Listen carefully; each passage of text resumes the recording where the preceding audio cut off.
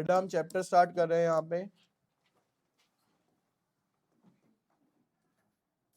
Chapter number 10, theory of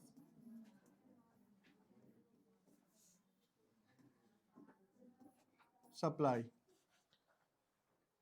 theory of supply को समझने के लिए बेटा जैसे हमने उसमें डिमांड पढ़ा था, तो सबसे पहले हम यहाँ पे समझते हैं कि एक्चुअल के अंदर सप्लाई किसे कहा गया है।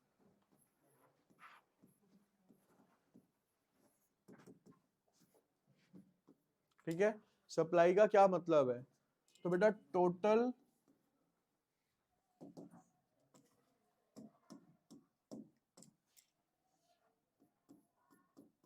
Goods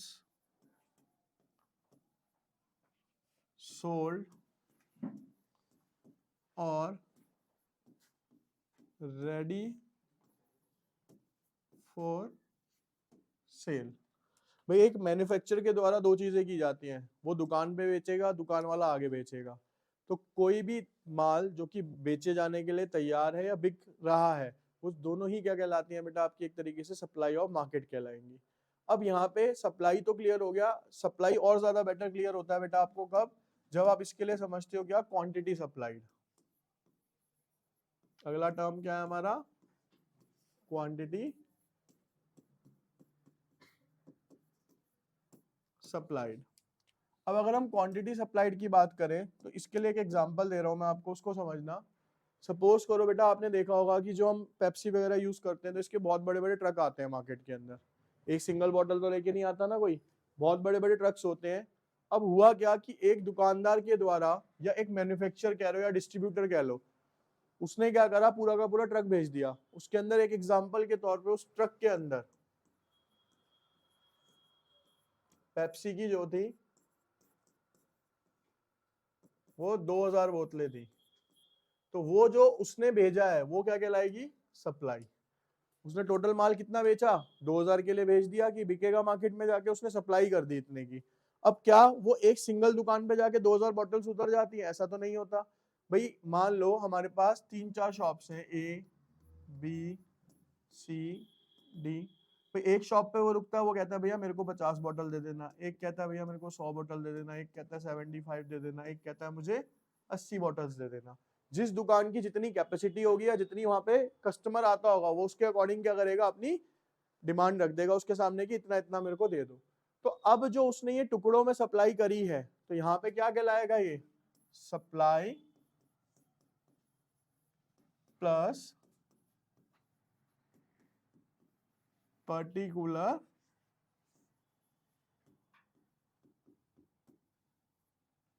quantity. Supply plus particular quantity, यानी कि ए को उसने कितनी क्वांटिटी सप्लाई करी? 50 की। बी को कितनी क्वांटिटी सप्लाई करी? 100 की।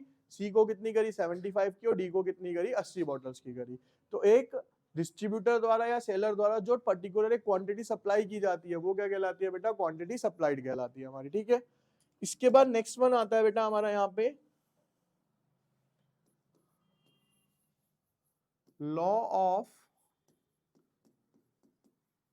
सप्लाई। क्या है यहाँ पे? Law of supply.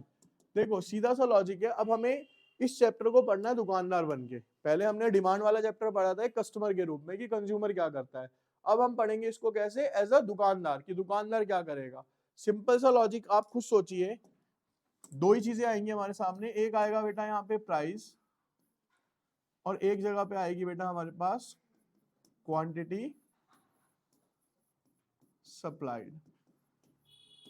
ठीक है बच्चे, प्राइस एंड क्वांटिटी सप्लाइड। अगर हम दुकानदार हैं तो बेटा हम ज्यादा कीमत पे ज्यादा बेचेंगे या कम बेचेंगे? ज्यादा कीमत पे आप कम बेचोगे? ज्यादा कीमत पे दुकानदार तो कोशिश करेगा ना मैं ज्यादा बेचूं, क्योंकि उसे प्रॉफिट क्या मिलेगा? उस कंडीशन में ज्यादा मिलेगा। तो वो ज्यादा कीमत पे कोशिश करेगा कि मैं ज्यादा बेचूं, और कम कीमत पे वो कोशिश क्या करेगा? अब आपको ये क्लियर नहीं हो रहा तो इसको एग्जांपल से और समझते हैं। सपोज करो बेटा किसी ने कोई स्टॉक खरीद के रखा हुआ है, ठीक है ना? मान लो वुलन स्टॉक खरीदा हुआ है। अब उसे पता है कि भैया अब तो सर्दियां जा रही है, कीमत क्या होगी? कम। कई दुकानदार देखते हो गया, वो पहले ही दुकान बंद कर देते हैं अपनी कि जी हमारा स्टॉक खत्म हो गया। स्टॉक खत्म नहीं होता, वो क्या करते हैं? उन्हें पता है कि भैया ऑफ सीजन है, इस टाइम पे अगर मैं वुलन क्लोथ बेचने जाऊंगा तो मेरे को क्या है, प्राइस उतने नहीं मिलेंगे। वो क्या वेट करते हैं कि जब नेक्स्ट विंटर्स आएंगे तो विंटर्स में मैं दोबारा निकालूंगा स्टॉक को। क्यों? उस टाइम पे वही स्टॉक क्या बिकेगा, हाई प्राइस में बिकेगा, क्योंकि उस टाइम पे क्या होगी, उसकी डिमांड होगी। तो कोई भी दुकानदार की कोशिश ये रहती है कि मैं ज्यादा प्राइस पे ज्यादा बेचूं और कम प्राइस पे क्या बेचूं, कम बेचूं। ठीक है, अब आप और एग्जांपल लगाओ। सैमसंग का कोई फोन आया मान लो, ठीक है, S23 आया। अब जब वो लॉन्च करते हैं तो 1.5 लाख 2 लाख का एड आता है, प्राइस क्या है उस टाइम पे ज्यादा, तो वो एड भी क्या कर रहे हैं, बहुत ज्यादा। आपने कभी देखा है कि 6-7 महीने बीत जाते हैं जब उसकी मार्केट वैल्यू, या मान लो वो नया फोन ही 1 लाख रुपए का या 80,000 रुपए का रह जाता है, कभी एड आते हुए देखे कंपनी की तरफ से? तब क्योंकि कंपनी ने जो कमाना था वो कब कमा चुकी है, वो स्टार्टिंग में उसने कमा लिया ज्यादा से ज्यादा हाई प्राइस पे बेच के चीजों को। तो हर कंपनी का मेन प्रॉफिट क्या रहता है, स्टार्टिंग के अंदर ज्यादा प्राइस पे हम क्या करेंगे, ज्यादा, और कम प्राइस पे क्या करेंगे, कम बेचेंगे। Other factors remaining constant.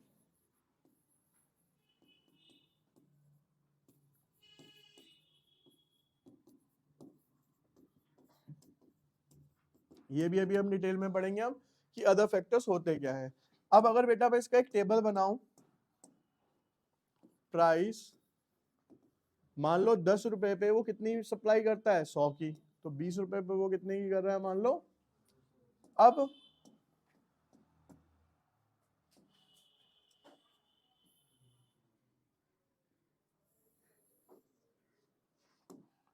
0 x axis, y axis, price,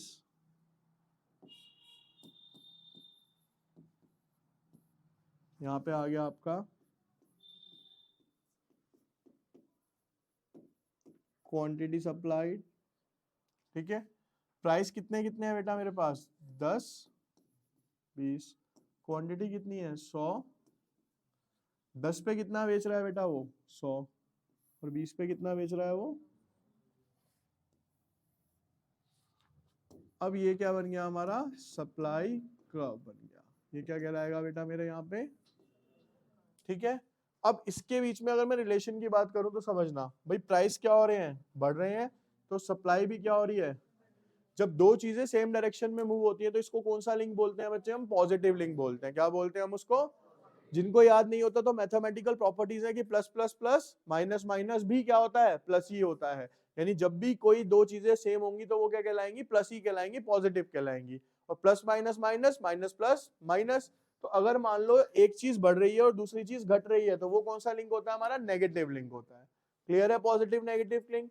ठीक है, तो अभी हमने 3 चीजें पढ़ी बेटा। पहली सप्लाई, कि एक दुकानदार के द्वारा टोटल माल बेचा गया है या जो बेचे जाने के लिए तैयार है, वो सप्लाई कहलाती है। फिर वो जो पर्टिकुलर क्वांटिटी अलग अलग दुकानों को बेचता है वो क्या कहलाती है, उसकी क्वांटिटी सप्लाइड कहलाती है। लॉ ऑफ सप्लाई क्या कहता है, there is a positive link between a price and quantity supplied. Price और क्वांटिटी सप्लाइड के बीच में कौन सा लिंक होता है हमारा, पॉजिटिव। ठीक है, अदर फैक्टर्स रिमेन कांस्टेंट। और उसके बाद हमने इसका क्या देख लिया, यहाँ पे डायग्राम देख लिया। अगला टॉपिक है बच्चे हमारा यहाँ पे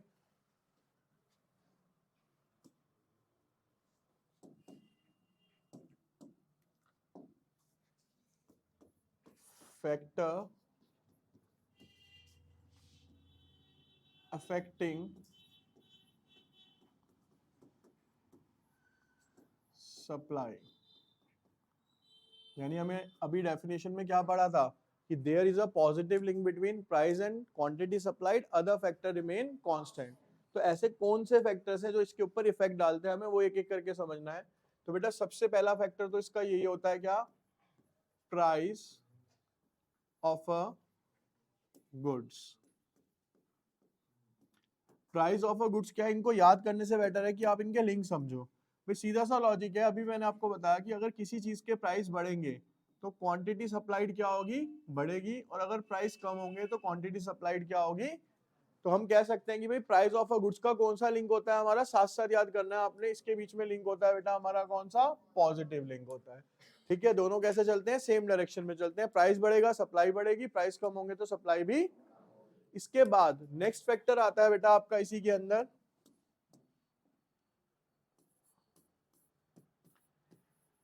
प्राइस ऑफ रिलेटेड गुड्स।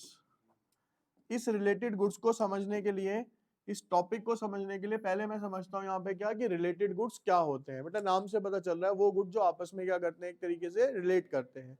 इसके अंदर हम एक एग्जांपल लेते हैं सिर्फ अभी सब्स्टिट्यूट गुड्स का, ठीक है। Substitute goods are those goods which can be used at a place of each other, ठीक है। सब्स्टिट्यूट गुड्स क्या है, वो गुड्स जो कि एक दूसरे के स्थान पे इस्तेमाल किए जा सकते हैं। एग्जांपल अगर हम लेते हैं बच्चे यहाँ पे टी और कॉफी। भाई चाय नहीं होगी तो क्या ले लेंगे लोग, कॉफी ले लेंगे, कॉफी नहीं होगी तो चाय ले लेंगे। ये क्या होगा, एक तरीके से सब्स्टिट्यूट गुड्स। अब as a law of supply हम काम करते हैं यहाँ पे, उसको समझो कैसे। सपोज करो बेटा यहाँ पे हम इसका ना एक टेबल बना लेते हैं, टी, या हम लिखते हैं यहाँ पे प्राइस ऑफ टी,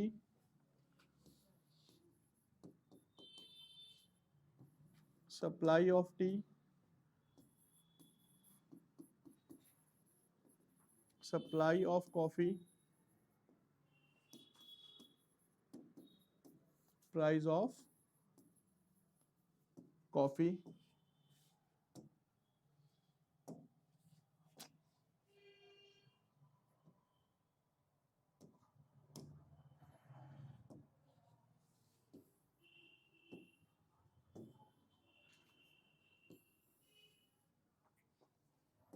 देखो बेटा अब यहाँ पे सपोज करो बेटा इसके प्राइस थे 100, इसके प्राइस भी थे 100, तो दोनों की सप्लाई हो रही थी मान लो 10 और 10, ठीक है। दोनों के प्राइस 100 थे तो दोनों की सप्लाई कितनी हो रही थी, 100 और 100 हो रही थी। अब मैं एग्जांपल ले रहा हूं सिर्फ टी का, ठीक है। क्या ले रहा हूं, एग्जांपल टी का। अब मान लो टी हो गई बेटा कितने की, 170 रुपए की। कितने की हो गई, 100, और ये अपनी जगह कांस्टेंट है, कॉफी के प्राइस में कोई चेंज। अब मेरे को कंज्यूमर के हिसाब से नहीं सोचना, मुझे सोचना है किसके हिसाब से, दुकानदार के हिसाब से। लॉ ऑफ सप्लाई क्या कहता है कि जिस चीज के जितने ज्यादा प्राइस होंगे उसकी सप्लाई भी क्या होगी, उतनी ही ज्यादा गिरी जाएगी, क्योंकि दुकानदार को प्रॉफिट इस पोजीशन पे जो मैं एग्जांपल दे रहा हूं यहाँ पे दुकानदार को प्रॉफिट 170 रुपए में चाय बेच के है या 100 रुपए में कॉफी बेच के है, चाय बेच के होगा ना। तो ऑब्वियस सी बात है दुकानदार क्या करेगा बेटा, इसकी सप्लाई क्या कर देगा, बढ़ा देगा, और इसकी सप्लाई को क्या कर देगा, क्योंकि उसे प्रॉफिट किस में मिल रहा है, चाय में ज्यादा मिल रहा है। अब इसी का अपोजिट हो जाए, मान लो ये 80 हो जाए, ठीक है, वो अपनी जगह कांस्टेंट ही है, उसके प्राइस में कोई चेंज। अब सस्ता क्या हो गया यहाँ पे, चाय, तो अब दुकानदार ज्यादा क्या बेचने की कोशिश करेगा बेटा, कॉफी बेचने की कोशिश करेगा। तो इसका अपोजिट हो जाएगा यहाँ पे ये, है ना। समझ आ गया लॉजिक क्यों होगा ऐसा, क्योंकि दुकानदार को जिसमें ज्यादा फायदा मिलेगा वो उसी को ज्यादा क्या करेगा, सप्लाई करेगा, और दूसरी चीज को क्या कर देगा बेटा, ऑटोमेटिकली उसको कम कर देगा। इसके बाद बेटा नेक्स्ट वन आता है आपका इसी के अंदर,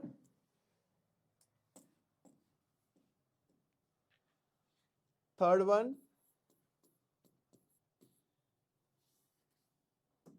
नंबर ऑफ फर्म्स।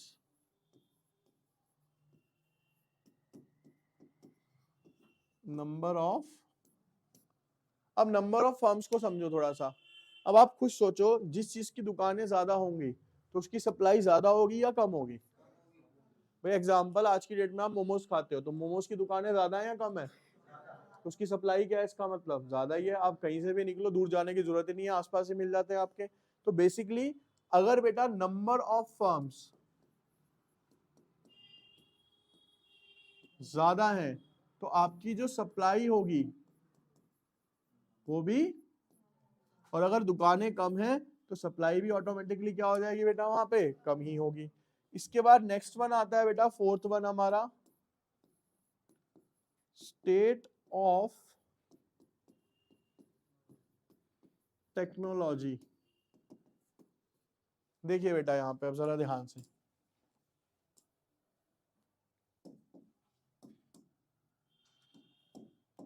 भाई हमें पता है कि बेटा अगर टेक्नोलॉजी की बात करी जाए तो हमारे पास एक टेक्नोलॉजी है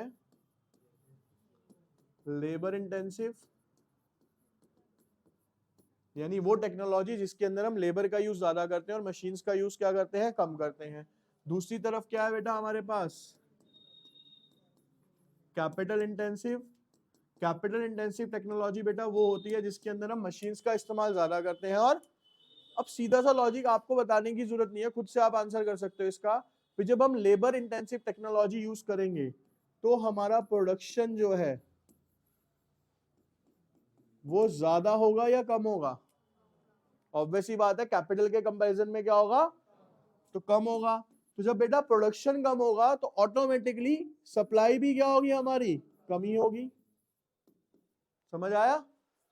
और इसी का अपोजिट अगर मैं कैपिटल इंटेंसिव की बात करूं कि हम सारा कुछ मशीनों के थ्रू बना रहे हैं, तो यहाँ पे इस स्टेज के अंदर हमारा प्रोडक्शन क्या होगा बेटा, ज्यादा होगा। प्रोडक्शन क्या होगा बच्चे हमारा यहाँ पे, जब प्रोडक्शन ज्यादा होगा तो उसका इंपैक्ट क्या पड़ेगा, ऑटोमेटिकली जो सप्लाई होगी बेटा वो भी क्या होगी आपकी, ज्यादा ही होगी। ठीक है, उसके बाद आता है बेटा एक्सपेक्टेड फ्यूचर प्राइस, या फ्यूचर प्राइस एक्सपेक्टेशंस बोलते हैं हम इसको।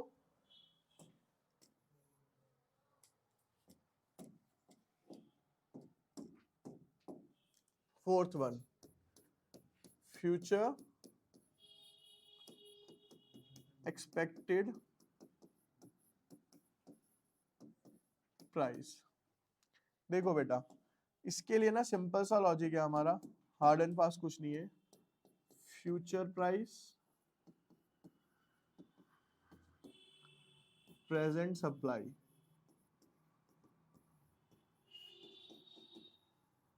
देखो फ्यूचर प्राइस और प्रेजेंट मतलब समझो इसका, भाई एक दुकानदार है, उसको ये पता चलता है कि जो भी वो चीज बेच रहा है, कपड़े बेच रहा है, गोल्ड बेच रहा है, कुछ भी बेच रहा है, उसे ये पता चलता है कि भाई फ्यूचर में इसके प्राइस बढ़ने वाले हैं। फ्यूचर में अगर उस चीज के प्राइस बढ़ने वाले हैं तो प्रेजेंट में वो उस चीज को ज्यादा बेचेगा या कम बेचेगा, कम बेचेगा। तो यानी प्रेजेंट की सप्लाई वो क्या कर देगा बेटा, और अगर फ्यूचर में प्राइस उसे पता है कम होने वाले हैं तो आज प्रेजेंट में ही वो कोशिश करेगा कि जितना माल मेरे पास रखा है वो मैं सारा का सारा क्या कर दूं, बेच दूं, उसे खत्म करूं। तो प्रेजेंट में वो सप्लाई क्या करेगा बेटा यहाँ पे, तो यहाँ पे जो लिंक है वो क्या हो गया आपका, ठीक है, क्या लिंक हो गया बच्चे यहाँ पे आपका, नेगेटिव लिंक हो गया। इसके बाद आपका आता है बेटा इसके अंदर price of factor of production. इसको समझो बहुत अच्छे तरीके से, और अच्छा टॉपिक भी है समझने के लिए इसके अंदर। फिफ्थ पॉइंट है बेटा प्राइस ऑफ फैक्टर ऑफ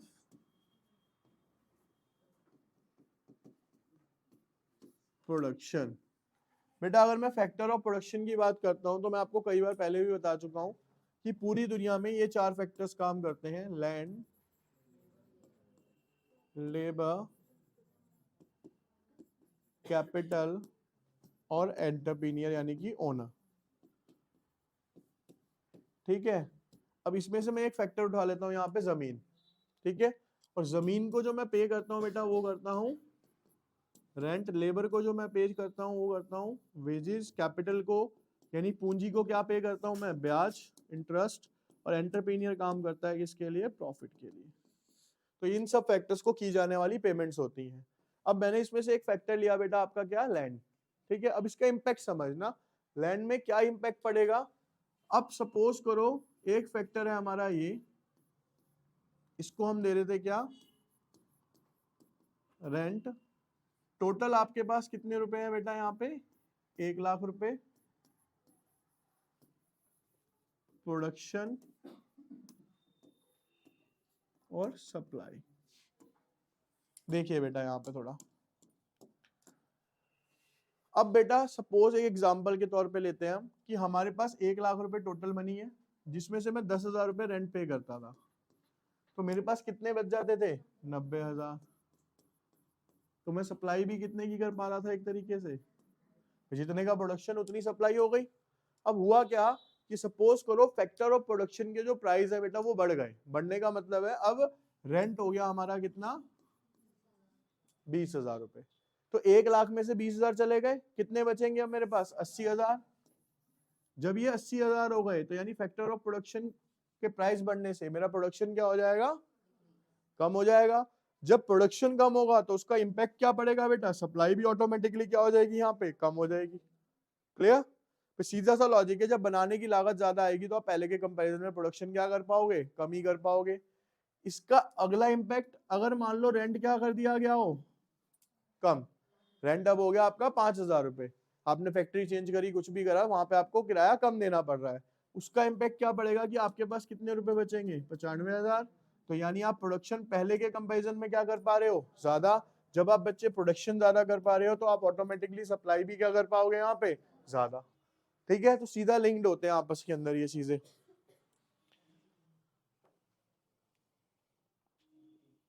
ठीक है,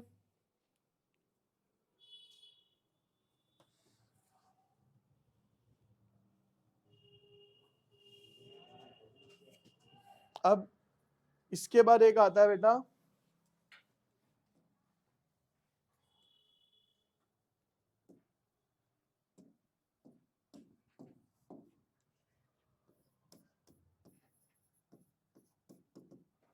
गवर्नमेंट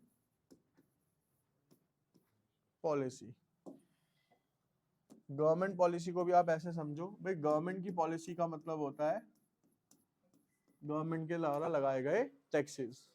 अब यहाँ पे भी सपोज करो क्या है बेटा, हमारे पास टैक्स है। ठीक है, यहाँ पे हमारे पास क्या है? प्रोडक्शन है,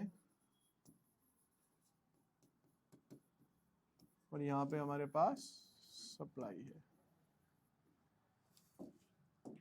अगेन बच्चे मैंने एग्जांपल क्या लिया? सपोज करो हमारे पास अभी भी जो टोटल नंबर ऑफ इनकम है वो कितनी है? 1 लाख रुपए की है। ठीक है, गवर्नमेंट कहती है कि आपको इस 1 लाख रुपए के ऊपर 10% का टैक्स देना है। कितने का टैक्स देना है? तो मैं इसमें से 10% यानी कि 10,000 रुपए का गवर्नमेंट को टैक्स दे देता हूँ। तो मेरे पास 1 लाख में से 10% जाने के बाद बचेंगे कितने? तो इतने का प्रोडक्शन होगा, और सप्लाई भी कितने की होगी? इतने की ही हो गई। ठीक है, गवर्नमेंट का नया बजट आया, गवर्नमेंट की कोई नई रेगुलेशन आई, उसके अंदर उन्होंने ये टैक्स बढ़ा के कितना कर दिया बेटा? मान लो 30%। तो अब आपको उस 1 लाख में से टैक्स कितना देना पड़ेगा? 30,000 रुपए। कितना देना पड़ेगा बच्चे? टैक्स लगने की वजह से आपको पता है चीजें क्या हो जाती है? महंगी हो जाती हैं। तो अब आपके पास यहाँ पे कितने बचेंगे? 70,000। तो अगर इससे कंपेयर करूं तो प्रोडक्शन क्या हो गया आपका यहाँ पे? कम। प्रोडक्शन कम हो गया तो सप्लाई भी क्या हो जाएगी? और नेक्स्ट कंडीशन के अंदर गवर्नमेंट ने क्या कर दिया बेटा? टैक्स कर दिया आपका 5%। तो अब आप कितने दोगे? सिर्फ 5,000 रुपए एज अ टैक्स पे करोगे। 95,000 आपके पास बचेगा। तो यानी आपका प्रोडक्शन पहले के कंपैरिजन में क्या हो गया? ज्यादा। तो बच्चे आप सप्लाई भी क्या कर पाओगे बेटा यहाँ पे? ठीक है, तो अब अगर मैं इस टॉपिक की बात करूं, फैक्टर इफेक्टिंग सप्लाई की, तो बेटा अब इसके अंदर हमने टोटल 5-6 टॉपिक पढ़े हैं। ठीक है, एक एक करके आपको रिव्यू दे रहा हूं, फिर पूछूंगा अभी आपसे, ध्यान से देखिए आप। भाई सबसे पहला अगर टॉपिक देखें हम, सबसे पहले हमने पढ़ा था बेटा प्राइस ऑफ अ गुड्स। क्या पढ़ा था? Price of a goods. Price of a goods के अंदर हमने पढ़ा कि पॉजिटिव लिंक होता है, अगर किसी चीज के प्राइस बढ़ेंगे तो उसकी सप्लाई बढ़ेगी, और प्राइस कम होंगे तो सप्लाई क्या होगी बेटा? उसके बाद दूसरा हमने क्या पढ़ा था यहाँ पे? Price of related goods. Related goods में हमने एग्जांपल लिया था टी और कॉफी का, कि अगर चाय पत्ती महंगी होगी तो जो दुकानदार है वो चाय ज्यादा बेचेगा, कॉफी, और अगर चाय पत्ती सस्ती हो जाए, कॉफी के प्राइस अपनी जगह कांस्टेंट है, तो दुकानदार क्या करेगा? कॉफी को ज्यादा बेचेगा और चाय पत्ती को क्या कर देगा? उसके बाद थर्ड था बेटा हमारा नंबर ऑफ फर्म्स, की दुकानें कितनी है किसी चीज की। एग्जांपल था आपका मोमोज वाला, की अगर नंबर ऑफ फर्म्स ज्यादा है तो भाई सप्लाई भी क्या होगी? ज्यादा होगी, और नंबर ऑफ फर्म्स कम है तो सप्लाई भी क्या होगी बच्चे हमारी? स्टेट ऑफ टेक्नोलॉजी आपके सामने है कि लेबर इंटेंसिव होती है और कैपिटल इंटेंसिव है। अगर आप लेबर इंटेंसिव टेक्नोलॉजी यूज करते हो तो आपका प्रोडक्शन स्लो होगा, कम होगा, और आप सप्लाई भी क्या कर पाओगे बेटा? कम। और अगर आप कैपिटल इंटेंसिव टेक्नोलॉजी यूज करते हो तो आपकी सप्लाई भी क्या होगी? ज्यादा, लेबर भी क्या, सॉरी, प्रोडक्शन भी क्या होगा? फ्यूचर एक्सपेक्टेड प्राइस में क्या बताया मैंने आपको? अगर दुकानदार को ये लगता है कि कोई चीज फ्यूचर में महंगी होने वाली है तो वो प्रेजेंट में उसे बेचना क्या कर देगा? ठीक है, और कोई चीज अगर फ्यूचर में सस्ती होने वाली है तो वो प्रेजेंट में कोशिश करेगा कि मैं उसे ज्यादा से ज्यादा क्या कर दूं? यहाँ पे सेल आउट कर दूं। फिर आता है बेटा, इसके बाद आया था हमारा फ्यूचर प्राइस एक्सपेक्टेशन, हो गया price of factor of production. तो price of factor of production में आपको क्या बताया मैंने? कि price of factor of production में अगर फैक्टर ऑफ प्रोडक्शन के प्राइसेस बढ़ेंगे तो आप प्रोडक्शन क्या कर पाओगे, कम। प्रोडक्शन जब कम कर पाओगे तो सप्लाई भी क्या हो जाएगी बेटा आपकी, ठीक है। एग्जाम्पल था हमारा रेंट का। उसके बाद लास्ट वन हमने क्या पढ़ा यहाँ पे, गवर्नमेंट की पॉलिसीज। अगर गवर्नमेंट टैक्स बढ़ाएगी तो टैक्स बढ़ाने से आप प्रोडक्शन क्या कर पाओगे, पहले के कंपैरिजन में कम कर पाओगे, क्योंकि चीजें क्या हो जाएंगी आपके लिए, महंगी हो जाएंगी। प्रोडक्शन कम करोगे सप्लाई कम होगी, ठीक है। और अगर टैक्स कम करती है तो प्रोडक्शन ज्यादा होगा और सप्लाई भी क्या होगी, ठीक है।